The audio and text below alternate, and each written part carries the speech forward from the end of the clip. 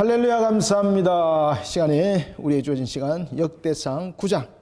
자, 지난주에 이어서 우리가 역대상 9장 17절부터 우리가 공부를 하겠습니다. 자, 여러분들 역대상은 누가 기록했다 그랬죠? 에스라가. 자, 에스라가 가지고 있는 가장 이 하나의 관점이 어떤 구조적 사상을 가지고 있다 그랬죠? 하나님 나라. 아시겠습니까? 그래서 에스라가 성전에 대한 개념들이 굉장히 깊어요. 그가 제사장이기 때문에 그는 성전에 관심이 있습니다. 아닙니다. 그는 제사장을 떠나서 그가 가지고 있는 이 신학적 구조가 하나님 나라에 대한 구조를 가지고 있습니다. 그래서 이런 구조와 가장 일맥상통한 부분들을 가지고 있는 한 사람이 있었는데 그와 동력을 이뤘던 그 동시대 사람 누구였습니까? 느헤미야. 그래서 제가 이제 느헤미야 책을 제가 세 권으로 썼잖아, 그죠? 그 세 권의 핵심이 뭔가 하면 하나님 나라예요, 하나님 나라. 그래서 어떤 분이 이제 느헤미야를 가지고 연구를 하시던 분이 느헤미야 이러면 대부분 다 리더십이잖아요. 그런데 제가 썼던 책을 딱 열어보면서 깜짝 놀랐다 그러잖아요. 이게 뭐지? 그런 이제 그분이 이제 책을 다 사서 이렇게 다 읽고 이제 리플을 이렇게 달아나셨더라고. 자기가 이제 그 느헤미야를 연구를 했대요. 그러면 느헤미야를 연구를 했다면 목사 아니면은 그 신학교 교수잖아요. 둘 중에 하나거든요. 그래서 여러분들이 느헤미야는 많이 사람들한테 권해주시 바랍니다. 그 느헤미야 책은 제가 썼던 그 책 이상을 쓸 수 있는 사람은 주님 오시는 그날까지 안 나타날 겁니다. 그래서 여러분들이 그 부분들을 잘 홍보를 해주시고 그것을 알게 되면은 이 역대상 쉬워요. 아시겠습니까? 역대상이 쉬워요. 자, 오늘은 우리가 지난주에 이어서 계속해서 이 예루살렘의 중심적 부분들을 논할 때에 하나님 나라 관점 속에서 이제 문지기의 중요성에 대해서 이야기를 합니다. 자, 여러분들, 문지기는 우리는 일반적으로 볼 때 문지기 그러면은 천한 직업이라 생각하죠. 그죠? 그죠? 대체로. 그런 생각이 우리 개념이잖아요. 그렇지. 예. 그런데 성전에서 문지기는 어떤 역할을 할까? 제사장급입니다. 제사장급. 성전은 제사장급. 그래서 이 문지기에 대해서 굉장히 성경에서 중요하게 다룬 두 사람이 있습니다. 누굴까요? 에스라와 느헤미야입니다. 에스라와 느헤미야가 이 성전의 문지기의 중요성에 대해서 피력을 합니다. 그래서 제가 그 느헤미야서에도 그 내용을 써놨잖아요. 그죠? 그래서 여러분들이 그런 부분들 잘 보시고 특히 이제 문지기가 어떤 역할을 하는가 하면은 거룩을 지켜내가는 성결이라는 거룩을 지켜내가는 부분에서 관문입니다. 관문. 문지기가 무너지면은 거룩은 무너지는 거예요, 여러분들. 아시겠습니까? 예를 들면은 성전의 문지기가 게을리해서 거룩하지 못한 자를 통과를 시킨다든지, 아니면은 돈을 먹고 통과를 시킨다든지, 아니면 자신에게 무슨 권력을 주는 것을 탐하해서 통과시킨다. 이러면 끝장나는 거죠, 그죠? 그래서 성전의 문지기는요, 하나님의 말씀에 능통한 자들, 그리고 하나님의 말씀을 어떻게 지켜 준행하는 자들, 그 가운데서도 딱 구별했습니다. 그래서 문지기를 빼냈다 그랬습니다. 문지기를 빼냈다. 굉장히 관심을 두면서 골랐다는 뜻이에요. 자, 여기서 오늘 등장하는 것이 바로 성전의 문지기고, 그 다음에 이제 또 하나는 우리가 이제 뒤에서 그 내용을 보십니다만은 사울에 대해서 족보를 설명할 때에 예루살렘과 연결시켜서 나중에 뒤에서도 나타납니다만은 10장에서도 나타납니다만은 사울은 하나님께서 언약 가운데에 언약의 중심에 세웠던 인물이 아닙니다. 이야기를 해요. 아시겠죠? 여러분들, 사울은 누굽니까? 사울은 여러분들이 잘 아시는 것처럼 이스라엘이 그 역사 속에서 가장 이스라엘의 역사 속에서 머릿속에 남는 것은 출애굽이지 않습니까? BC 1446년 그들이 출애굽을 하고 BC 1445년에 그들이 애굽을 향하잖아요. 그죠? 이때가 모세가 전체적으로 이끌어갔다면은 그 이전은 아브라함이지 않습니까? 아브라함, 모세, 그리고 난 뒤에 이스라엘의 역사 속에서는 여러분 이제 잘 아시는 것처럼 사사시대가 벌어지고 있고, 이 사사시대를 결말을 지었던 사람, 여러분 잘 아시는 것처럼 바로 사무엘이었죠. 사무엘이 한 사람을 왕을 세웁니다. 누구? 사울. 이때가 언제입니까? BC 1050년. 사울이 왕으로 세워짐을 받지만은 에스라는 그 부분들을 강조를 안 해요. 그가 왕으로 세워졌지만은 하나님께서 원래 언약의 장자로서 세운 것은 다윗이었다. 그 이야기를 하는 거죠. 여러분들, 사울이 왕이 됐을 때 다윗은 태어났을까 안 태어났을까? 아, 태어났다 1번. 진짜로 확인합시다. 그 다음에 안 태어났다. 안 태어났다 손 들어보세요. 1번도 아니고 2번도 아니고 이러면 무슨 간첩이고 3번. 자, 여러분들, 다윗과 사울의 나이 차이가 얼마 될까요? 그 부분 딱 비교해보면 여러분 알 수 있어요. 사울이 몇 살 때 왕이 되는가 하면 40세에 왕이 됩니다. 40세. 40세 왕이 되는데 다윗이 왕이 될 때가 30이었고 사울이 여러분들이 잘 아시는 것처럼 죽음을 당했을 때에 나이가 몇 살입니까? 80이었어요. 그러면 사울이 왕이 됐을 때 다윗은 안 태어났습니다. 그 이후에 10년 있다 태어납니다. 그러면 사울은 어떤 역할인가라는 것입니다. 사울은 어떤 역할인가 하면은 다윗이 등장하는 예고편의 인물입니다. 그 부분들을 에스라가 강조를 하는 거예요. 그는 예고편의 인물입니다. 그 부분들을 뭐 가지고 강조를 할까? 여러분 그것을 잘 찾으셔야 돼요. 그것이 바로 9장 35절이에요. 9장 35절에서 보면은 기브온의 족상 엘리엘엔 기브온에서 거주하였으며 이렇게 말하면서 누구 족보를 이야기를 합니까? 사울의 족보를 이야기해요. 예루살렘 이야기를 안 해요. 언약과 관계된 이야기를 안 해요. 아시겠습니까? 그래서 다윗은 사울의 역할은 다윗이 등장할 수 있도록 그 목판을 깔아주는 역할이에요. 그러면 결국은 언약을 이룬 측면에서 하나님의 나라를 세워나가는 관점 속에서는 하나님의 계획은 누구였다는 겁니까? BC 1010년에 있어서 BC 1010년에 누구? 지금 이야기를 하는 거예요. 이야기. 아시겠습니까? 지금 오늘 본문에 등장하는 이 9장이 이 부분들을 강조하고 있는 거예요. 이런 부분들을 머릿속에 이제 염두를 딱 두면서 여러분들이 가셔야 됩니다. 문지기 그리고 또한 예루살렘 하나님의 언약 이 속에서 사울은 하나님의 언약 관점에서 목판을 까는 역할이었습니다. 그는 하나님께서 세우신 언약의 왕이 아닙니다. 그 이야기를 하는 거예요. 자, 텍스트 본문 보겠습니다. 자, 9장 17절부터 봅시다. 문지기는 살룸과 악국과 달몬과 아히만과 그의 형제들이니 살룸은 그 우두머리라. 자, 여러분 보십시오. 문지기의 족보를 이야기를 한다는 것은 이거는 속된 말로 말하면 그 중요한 직분이기 때문에 지금 그 직분에 대해서 이야기를 하고 있는 거거든요. 그런데 문지기에 대해서 이 부분도 탁 떼놓고 이야기를 하고 있습니다. 그 다음에 또 하나는 재미있는 이야기를 합니다. 성전에 관해서 이야기를 하면서 문지기에 대해서 이야기를 하죠. 그 다음에는 순차적인 부분들로서 성전을 섬겼던 자들을 이야기를 합니다. 찬양대들, 그 다음에 예배를 인도한 자들. 여러분들 찬양대를 인도를 하고 예배를 인도하고 이런 부분에서 24반열 기억나시죠? 열왕기 속에서 24반열 누가 세웠습니까? 24반열을 첫 번째 목판을 깔은 사람은 누굴까요? 딱 두 사람을 이야기해요. 목판을 깔은 사람은 사무엘이에요. 사무엘. 그 다음에 이것을 제도화시킨 사람은 누구예요? 다윗이에요.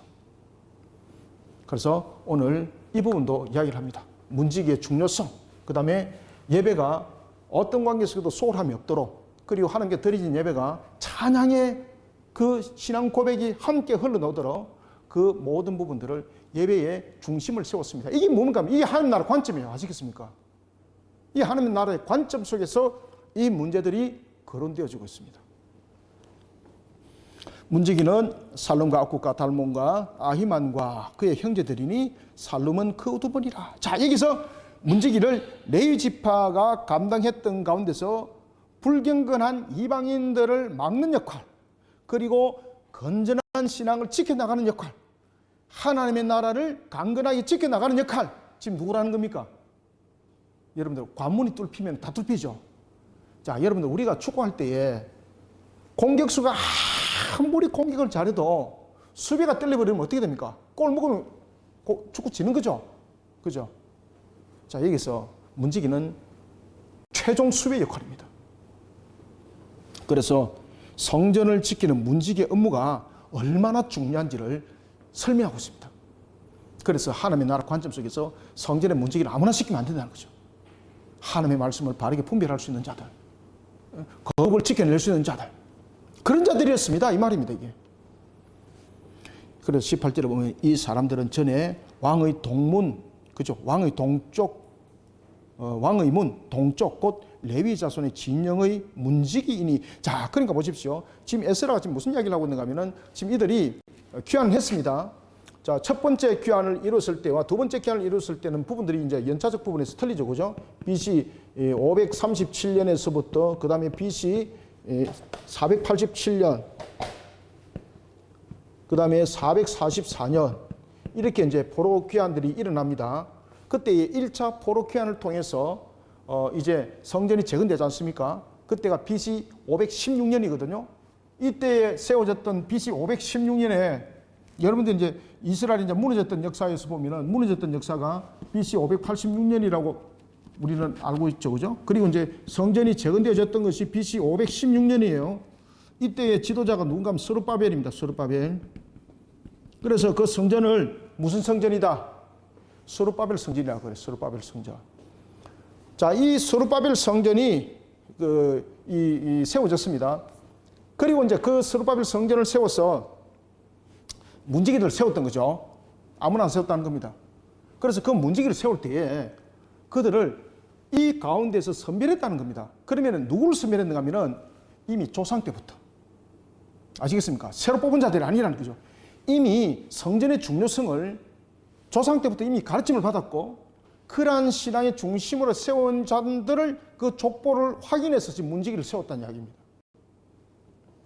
그래서 여기서 보면 레위 자손의 진영의 문지기라는 것은 지금 이게 순간적으로 너 문지기 해 이렇게 해서 뽑은 것이 아니라는 이야기예요. 그러니까 여러분 문지기 역할들이 얼마나 중요한가 아시겠죠, 그죠?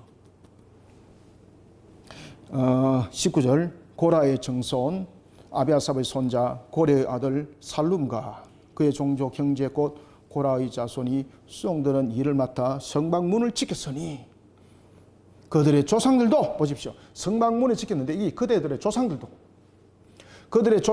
여호와의 진영을 맡고 출입문을 지켰으며 여호와의 진영을 맡았다는 것은 바로 무엇을 말하고 있는 겁니까? 여기서 지금 진영이라고 말하고 있는 것은 말 그대로 여러분 보시면은 하나의 어떤 유형들을 형성하고 있는 그 모습이지 않습니까? 성막이나 성소가 아닌 진영이라고 지금 표현하고 있습니다. 그죠? 왜 이렇게 진영이라는 단어를 표현했겠습니까?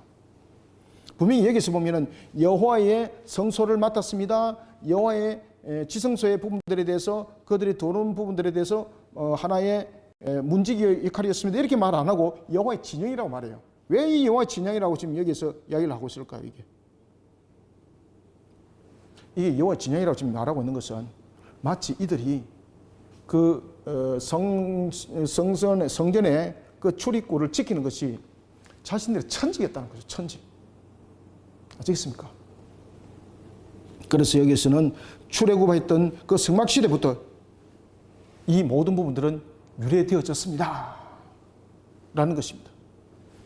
여호와의 진영을 맡고 마치 영적 전투를 치르는 현장처럼 말입니다.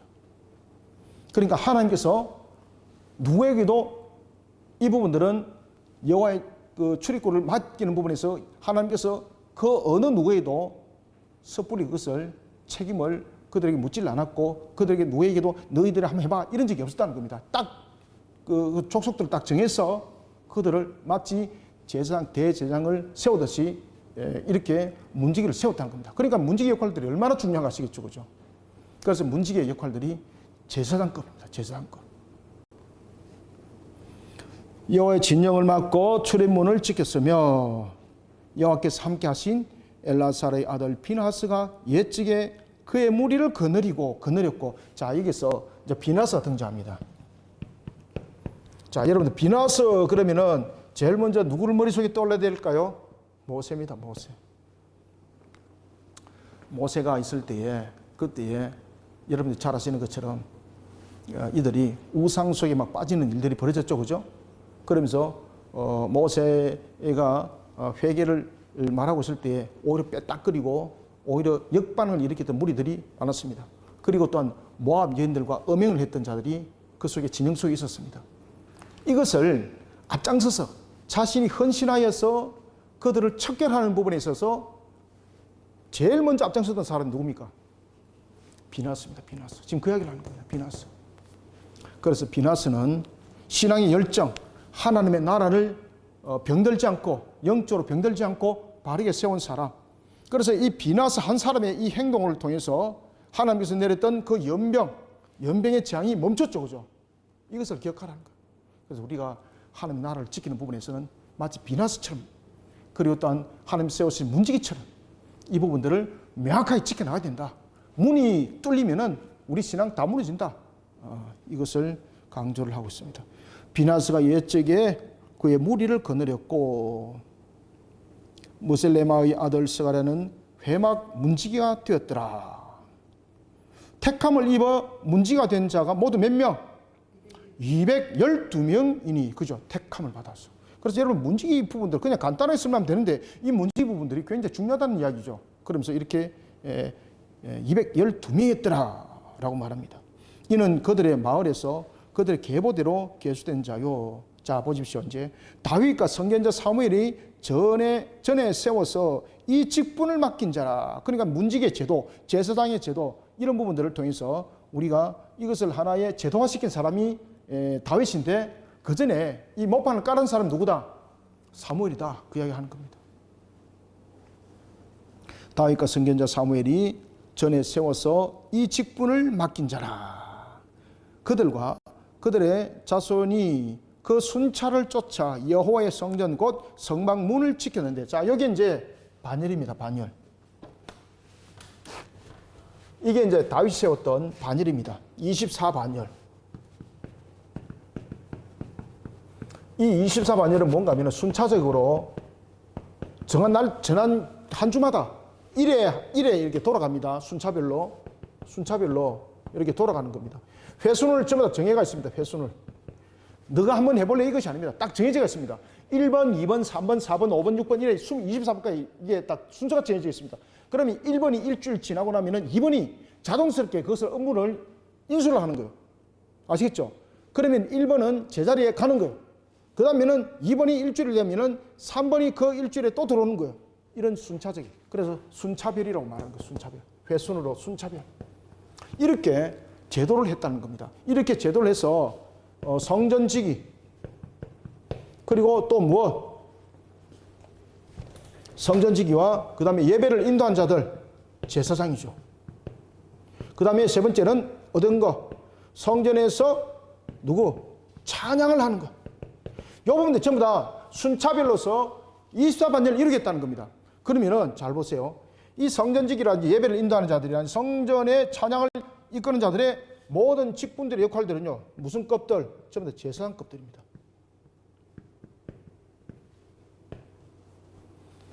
이와 같이 하나님의 나라를 지켜나가는 부분에 있어서 이들의 중요성을 설명하는 겁니다.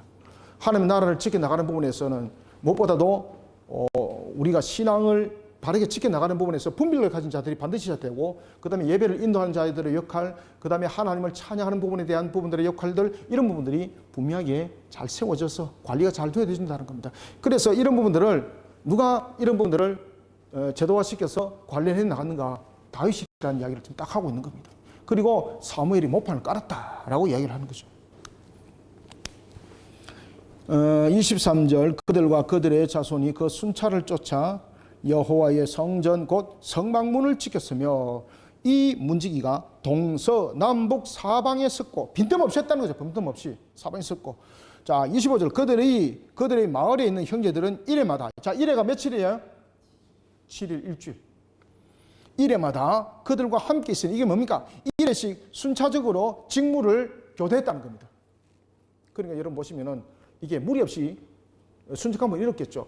한 사람이 마치 고역을 하듯이 몇 달 동안 있는 것이 아니고 일주일이니까 그 순차적인 부분들이 이게 소화가 잘 되었다는 이야기죠. 그러면서 또 쉼을 주고 또 여유를 주고 이런 부분들로서 그 문제들을 풀어나갔다는 겁니다. 그래서 모든 것이 할당된 직무를 잘 수행했습니다.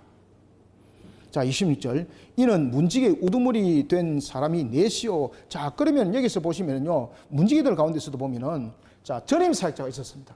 자 지금 여기서 보면은 순차적인 사역자가 있고 전임 사역자가 있습니다. 전임 사역자 필요성에 대해서도 이야기를 하고 있는 겁니다. 이 전임 사역자들은 어떤 자들인가 하면은 순차적으로 있는 자들은 여러 가지 부분에서 전체적인 부분들에 대해서 이걸 지켜나가는 부분들이고, 그러면 매일 문을 열고 이런 부분들은 누군가 전임 사역자 4명이 이것을 전담했습니다. 야, 굉장히 여러분들 하나님 나를 견고하게 세워 나가는 부분에서 조직적이었죠, 그죠? 굉장히 조직적이었고 이런 지혜를 누가 줬겠어요? 하나님 주신 지혜로서 이것을 전부 다 이끌어가는 거예요. 그들은 하나님의 성전을 맡은 직분이 있었으므로 성전 주위에서 밤을 지내며 아침마다 26절부터 봅시다. 26절 이는 문지기의 우두머리 된 레위 사람 넷이 중요한 직분을 맡아. 이 중요한 직분을 맡았다는 것은 뭐냐면 전임 사역자들. 레위 사람 넷이 중요한 직분을 맡아 하나님의 성전 모든 방과 곳간을 지켰습니다. 그죠? 순차적으로 있었지만은 이 순차적으로 있는 사람들이 또 로스가 생길 수 있는 부분도 있지 않습니까? 그래서 전임 사역자를 4명을 뒀다는 거죠. 이 전임 사역자가 4명을 뒀는데 이 사람들의 역할들은 뭔가 하면은 모든 방과 곳간을 지키고 문을 매일 열고 닫는 데 있어서 책임지는 역할. 26절 이는 문지기의 우두머리 된 레위 사람 넷이 중요한 직분을 맡아 하나님의 성전 모든 방과 곳간을 지켰습니다. 그들은 하나님의 성전을 맡은 직분이 있으므로 성전 주에서 밤을 지내며, 성전 주에서 밤을 지냈다는 것은 뭡니까? 사택이 있었다는 이야기예요. 아시겠습니까? 사택을 줘서 그 사택에 기거하면서 전임 사역했습니다. 우리의 버전으로 말하면 이렇게 해서 되는 거예요. 밤을 지내며 아침마다 문을 여는 책임이 그들에게 있었더라. 이것은 무엇이라고요? 순차적 순회 사역자들이 아니고 전임 사역자. 그 다음에 그들에게 사택이 주어졌다는 겁니다. 그 다음에 순차적인 부분들은 자기 집을 가지고 있는 거예요. 자기 집 속에서 그냥 출퇴근하는 거죠. 하나님이 저는 각 성읍에 흩어져 있던 레위인들, 문지기들이 감당했다면은 이제 전임 사역자는 성전의 모든 방과 곳간 그리고 성전 문을 여는 책임을 이 4명의 우두머리에게 역할을 부여했다는 겁니다. 그래서 그 4명의 우두머리가 전임 사역자들이었고 그들에게는 사택이, 우리로 말하면 사택이 주어졌습니다 이 말입니다. 자, 28절 그 중에, 여기서 이제 그 중에라는 것은 기타 레위인들입니다. 기타 레위인들. 그 중에 어떤 자는 섬기는 데 서는 기구를 맡아서 그 수요대로 들여가고 그 수요대로 들여가고 수요대로 내오며, 자, 여기서 하나님을 섬기는 일에 있어서 모든 방편이 하나하나 다 중요하게 매우 조직적이고 매우 규율적이고 이렇게 합리적 방식 속에서 움직여졌다는 겁니다. 굉장히 규율적이었다는 거죠. 순차별로. 그래서 여기 속에서 우리가 여러분들 무엇을 알 수 있는가 하면은, 자, 하나님이 천지와 만물을 운행하실 때에 천지 만물을 어떻게 운행하세요? 질서 있게 운행하시죠. 질서 있게 운행한다는 것은 그 상태 속에서, 질서 속에서 아름다움이 있어요. 우리가 질서 없는 속에는 아름다움이 없습니다. 그죠? 그래서 질서 속에는 아름다움이 있고 질서 속에서는 또 순환이 있고 여러 가지 부분들이 있어요. 자, 여기에서 지금 강조하고 있는 것은 뭔가 하면은 책임도 있습니다. 그 다음에 모든 것에 대해서 맡긴 것에 대해서 순차적으로 이루어지고 있고 그 과정이 빈틈이 없다는 거죠. 이 속에서 강조되는 것이 뭡니까? 질서입니다. 질서. 영적 질서. 모든 부분들이 함께 이 속에 가미되어지고 있다는 겁니다. 그래서 모든 것을 이와 같이 마치 하나님께서 지금도 천지 만물을 친히 운행하는 것처럼 성전이 지금 그렇게 관리되고 있다는 겁니다. 지금 이해되고 있습니까? 성전의 관리를 네가 알아서 한번 해볼래? 이것이 아니라는 거죠. 지금 각자의 맡은 역할도 보면은 순차적으로 그것을 맡길 때도 전부 다 조상적에서부터 하나님이 임명한 자들 세웠죠. 그죠? 그리고 이런 부분들이 전부 다 운행되어지는 부분에서 24반열을 딱 이뤘죠. 이거는 뭔가 하면은 모든 부분들이 질서 있게 운행된다는 겁니다. 이 원리가 뭔가 하면은 하나님께서 천지 만물을 움직이는 원리와 똑같아요. 그래서 성전의 원리는 하나님의 창조의 원리예요. 창조 원리. 그렇기 때문에 성전의 문도 무슨 쪽입니까? 동문이에요. 동문. 하나님의 영광이 들어오는 문. 여러분들 해가 뜰 때 동쪽이 뜨잖아요. 그래서 영광이 들어오는 것으로서 이것은 하나님께서 세우신 창조의 원리도 있지만은 질서 속에서 천지 만물을 움직이는 그 원리도 그 속에 있어요. 그래서 동문이 나타나는 것은 바로 이와 같이 하나님의 영광이 들어오는 것처럼 천지 만물을 그렇게 친히 운행하면서 해가 동쪽으로 뜨게 한 것처럼 성전에 대한 내용들도 전부 다 그런 기본적 원리를 가지고 있다는 거예요. 그래서 그 원리를 전부 다 적용하고 살려서 이런 제도와 반열을 두었습니다 라고 이야기를 하는 겁니다.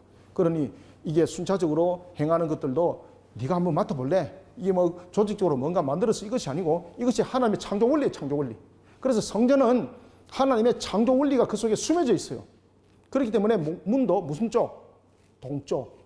그리고 하나님께서 모든 만물을 친히 운행하시죠. 그것처럼 반열을 통해서 질서 있게 움직이는 거예요. 그 다음에 그 직분도 역할도 똑같은 거예요.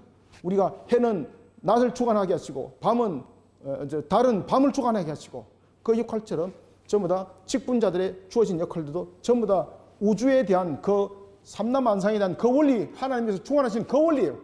그 원리가 성전 안에 있어요. 성전 안에. 아시겠습니까? 지금 깨달으시는 거 모르겠습니다. 이거 깨달으셔야 됩니다. 이거. 자, 봅시다. 그래서 28절 그 중에 어떤 자는 섬기는데 서는 기물을 맡아서 그 수요대로 들여가고 수요대로 내오며. 29절 또 어떤 자는 성소의 기구와 모든 그릇과 고운 가루와 포도주와 기름과 유향과 향품을 맡았으며. 자, 이게 전부 다 주관이죠. 주관. 그죠? 전부 다 주관이죠. 주관. 이게 하나님의 창조 질서 원리입니다. 질서 원리. 지금도 하나님께서 모든 것을 주관하시죠. 그래서 성전은요, 하나님의 원리, 창조의 원리, 지금도 친히 운행하시고 있는 하나님의 주관하심의 원리, 그것이 성전에 전부 다 적용되어 있습니다. 지금 이해됐죠? 그죠? 이 원리 굉장히 중요합니다, 여러분들요. 그래서 우리가 자연을 통해서도 누구를 발견할 수 있어요. 그래서 우리가 자연을 통해서 하나님이 내가 보이냐 이렇게 안 하잖아요. 우리는 자연의 질서의 원리를 통해서 무엇을 봐야 돼요? 하나님을 발견할 수 있어야 돼요. 여러분들 아시겠습니까? 우리가 규칙적으로 일어나고 있다 이게 아닙니다. 그 규칙적으로 일어나고 있다는 것은 주관하고 있다는 뜻이에요.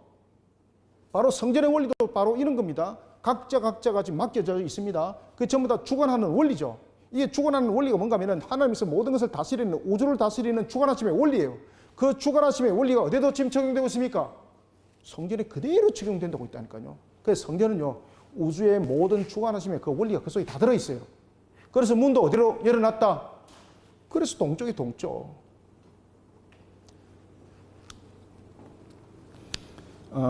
제가 이제 에스겔서 이제 이번 주 놉니다.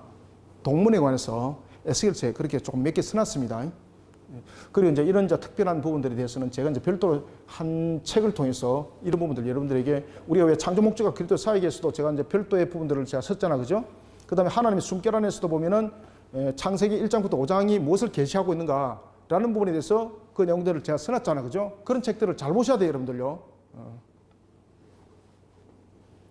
자, 봅시다. 그래서 이런 것을 알면은 이 성전에 대한 원리가 보여요, 여러분들요. 이거 다 보셔야 됩니다. 에스라는 그 관점 속에서 이 성경을 지금 기록하고 있는 거예요. 에스라는 29절 또 어떤 자는 성소의 기구와 모든 그릇과 고운 가루와 포도주와 기름과 유향과 향품을 맡았으며. 여기서 맡았다는 것은 전부 다 뭡니까? 직무가 세분화되어 있다는 거죠. 세분화되어 있는 것이 전부 다 규칙적으로 전부 다 질서 있게 운행되는 거죠. 아시겠습니까? 이게 주관하심. 하나님께서 온 우주를 지금 주관하시고 있는 그것이 질서 속에서 이루어지고 있는 것이거든요. 그러니까 우리가 해가 뜨고 달이 뜨고 이런 것을 통해서 우리는 하나님의 주관하심, 하나님을 볼 수 있는 신앙이 되어야 돼요, 이제는. 사람들이 하나님이 어디 계시냐 그러면은 저기 안 보이냐고 똑바로 가르쳐야 돼요, 여러분들요.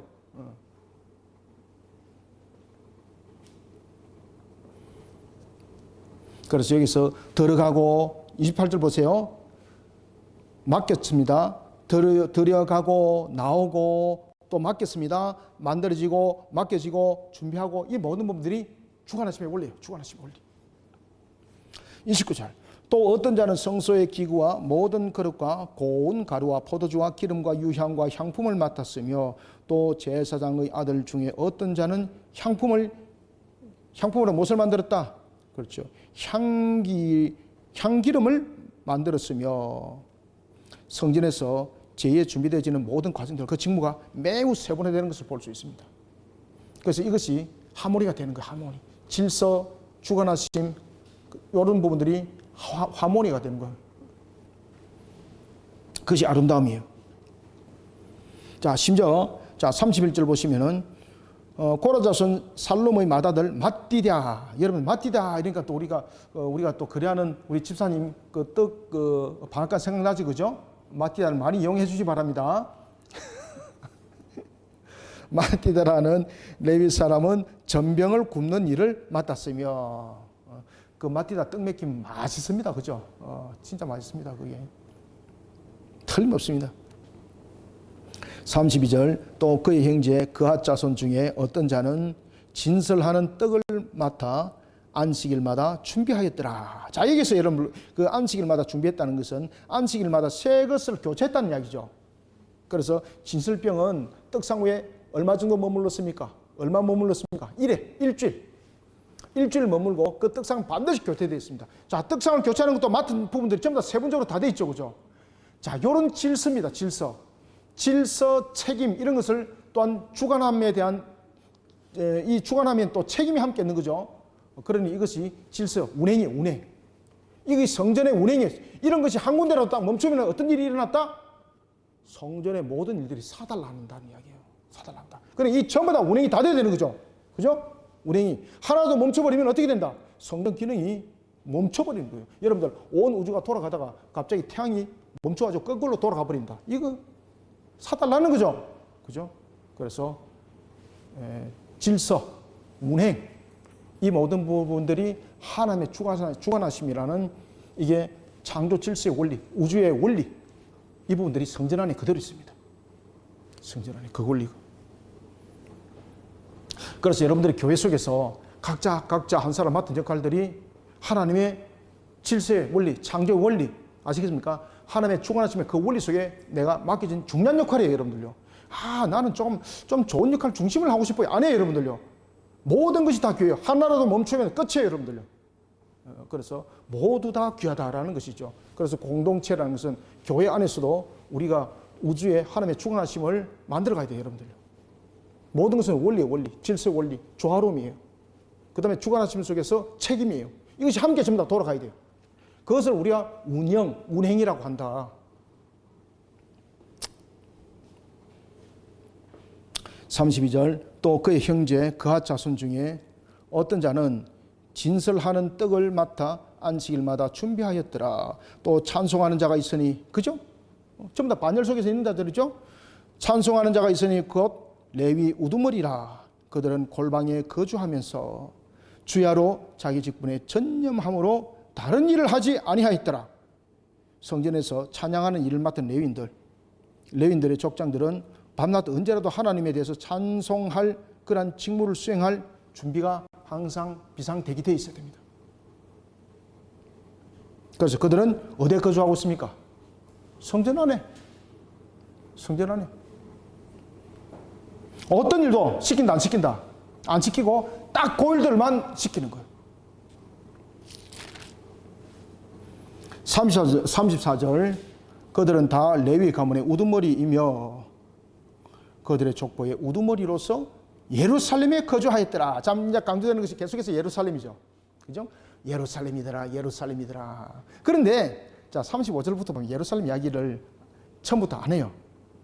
기본의 조상이라고 말합니다. 여기서 기본의 조상은 기본 족속들을 말하고 있는 것도 아닙니다. 기본에 거주했다라는 겁니다. 이들은 예루살렘과는 크게 관계없습니다. 이 말입니다. 그것은 무슨 이야기를 하고 있는가 하면 사울 이야기를 하는 거예요. 사울은 왕으로 세워질 때에 하나님의 언약 관점 속에서 세워진 것은 아닙니다. 그가 세워진 것은 다윗을 예배하는, 자 여러분들 예수님이 이 땅에 오실 때에 예수님의 길을 예배한 자가 있었죠. 그렇죠. 바로 그런 유사한 역할이에요. 사울의 역할은. 근데 그럼에도 불구하고 사울은 나중에 자기 의대로 하다가 하나님께서 그를 쳐버리죠. 그죠? 자기 역할을 지도를 해야 됩니다. 지도를 해야 됩니다. 다윗은 이미 하나님께서 예정한 자입니다. 사울은 다윗이라는 언약의 관점 속에 세워질 자를 예비하는 자였습니다. 이해됐습니까? 그래서 사울의 아들이 누구예요? 요나단. 요나단이 뭐라고 말하고 있습니까? 다음에 왕이 될 사람은 내가 아니고 다윗 너다. 하나님이 너를 이미 선택하셨다. 요나단의 입에서 고백했잖아. 그죠? 그러니까 사울은 다윗의 길을 예배하는 자의 역할들입니다. 그래서 여러분들이 이런 그 역대상뿐만 아니라 열왕기를 기록을 보면서도 헷갈리면 안 돼요. 야, 사울이 왕을 왜 시작했을까? 하나님께서 그러면은 다윗을 왕으로 세우면 되는데 왜 사울을 왕으로 세웠다가 쫓아보내버리고 또 다윗을 세웠다. 이 뭐 잘못된 것 아니야. 혼동을 가지시면 안 됩니다. 역할들입니다.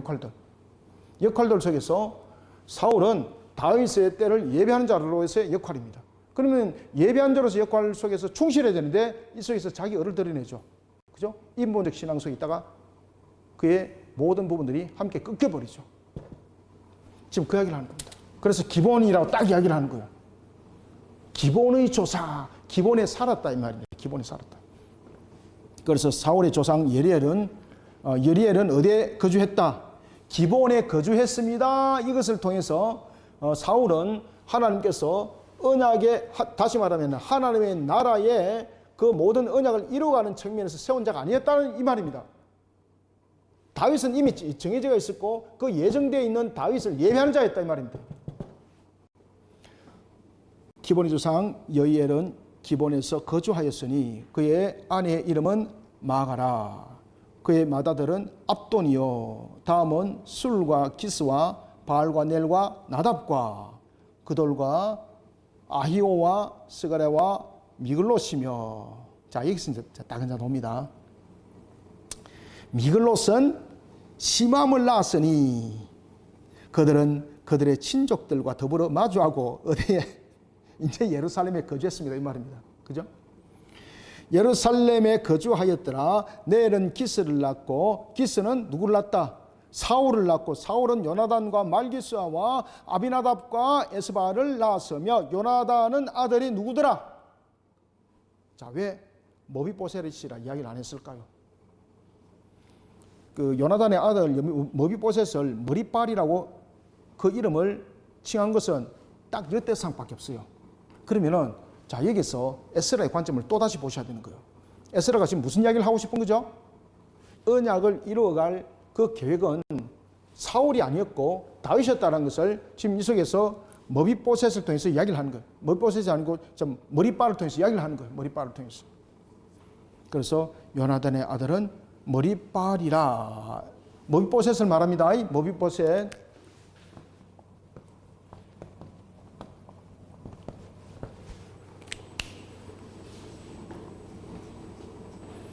마가의 아들들은 비돈과 멜렉과 다레아와 아하스이며 아하스는 야라를 낳고 야라는 알레멧과 아스마웻과 시므리를 낳고 시므리는 모사를 낳고 모사는 비나를 낳았으며 비나의 아들은 르바야요 그의 아들은 엘라사요 그의 아들은 못이다.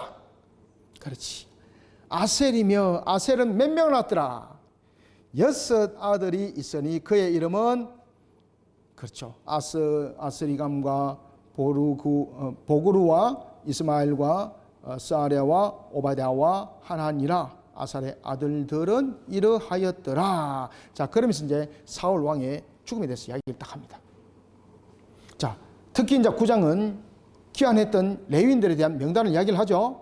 그리고 그들의 본래 직분들을 다시 회고하면서 그 중심을 서내려 갈 때에 자, 여기서 초대 왕이었던 사울의 가문에 대해서 그 계보를 간략하게 이야기를 딱 하는 이유는 하나님께서 언약을 이루어갈 자로 세운 자는 사울이 아닙니다. 지금 그 이야기입니다. 그래서 무엇을 강조했다? 기본을 강조한 거예요. 기본을. 자, 오늘은 이제 여기까지 하고 다음 주에 이제 사울이 죽은 장면을 통해서 인본주의를 앞세운 사울은 어떤 절차를 밟게 되었는가라는 것을 봅니다. 사울이라는 것은 바로 세례요한처럼 오실 메시아를 예배한 자로서 역할들이었는데 사울은 그러지 못했다는 겁니다. 마치 자신이 모든 왕국의 최고처럼 그리고 심지어 그가 제사장이 진행해야 되는 그 집돌 문제를 자신이 친히 집도했던 그 문제들. 그래 결국은 하나님의 나라를 바르게 세워나가는 자가 아니었기 때문에 하나님께서 그의 예비된 자로서 역할들을 온전히 감당하지 못한 자를 하나님께서 거둬갈 때 그냥 안 거둬갑니다. 어떻게 거둬갑니까? 처참하게 죽임을 당해서 가는 겁니다. 그게 징계의 값입니다. 블레셋에 의해서 죽습니다. 그게 징계의 값입니다. 자, 오늘은 우리가 여기까지 하겠습니다. 여기까지 하고 여러분들이 역대상들은 이런 관점에서 잘 보셔야 됩니다. 이런 관점에서 보셔야만이 역대상을 똑바로 보는 거예요, 여러분들요. 어떤 분들이 막 제가 계속해서 말씀드리면 어떤 분들이 가르치다가 뭐 성경 읽다가 여러분들 역대상 읽으니까 지겹죠. 사람 일이 너무 많죠. 넘어가고 안 됩니다, 여러분들. 이 넘어갈 문제 아닙니다, 이거. 굉장히 중요한 이야기를 하고 있습니다. 이것을 잘 주목하셔야 됩니다. 그렇기 때문에 여러분들이 오후 때 제가 지금 강의하는 것들을 잘 따라오셔야 돼요, 여러분들요. 이거 어디서 가서 여러분 강의 듣겠습니까? 못 듣습니다, 여러분들요. 그래서 이 부분들을 여러분들이 잘 듣고 성경을 바로 볼 수 있도록 성경관을 바로 세우시기 바랍니다. 자, 오늘은 여기까지 하겠습니다. 감사합니다. 수고하셨습니다. 하나님 감사합니다. 주께서 베푸시는 은혜 속에 오늘도 우리를 세워주시고 역대상을 통하여 우리로 하여금 달려갈 여정의 걸음을 조명하게 하시니 감사합니다. 자신에게 주어진 역할과 사명들 모든 것은 하나님의 뜻을 세우는 부분에서 조화로움이었고 질서였고 운행이었습니다. 그러나 그것은 우리의 능력으로 이끌어가는 것이 아니었습니다. 우리가 비록 그 직분들을 감당하지만은 모든 것은 하나님의 주관하심이라는 뜻이고 그곳에서 우리는 하나님을 볼 수 있어야 되는 신앙관이 세워져야 된다는 것을 다시 한 번 더 각인해 봅니다. 오늘도 주신 말씀, 역대상의 말씀을 상과 마음 반석에 잘 각인하고 새겨서 온전히 하나님의 뜻을 세워나가는 일에 쓰임받는 말씀의 군사가 되게 하여 주시옵소서. 말씀이 바로 깨달음이 되지 못하고는 어찌 말씀의 군사로 쓰임받을 수가 있겠습니까? 곁길로 가는 역할밖에 하지 못하는 것이오니 바른 말씀 속에 바른 교리 속에 우리의 근본들이 단단히 박힌 목과 같이 세워져서 종말에 쓰임받는 군사 되게 하여 주시옵소서. 예수님의 이름으로 기도드립나이다. 아멘.